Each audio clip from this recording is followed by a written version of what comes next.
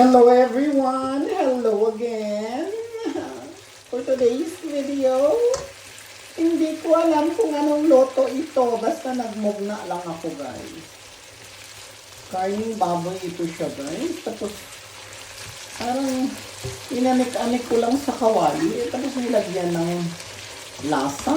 Nilagyan ng soy sauce, oyster sauce at kunting suka.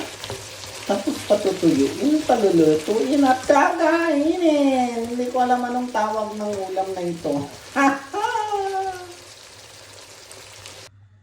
So, ito na yun guys. Luto na siya. So, makakakain na tayo sa Wakers.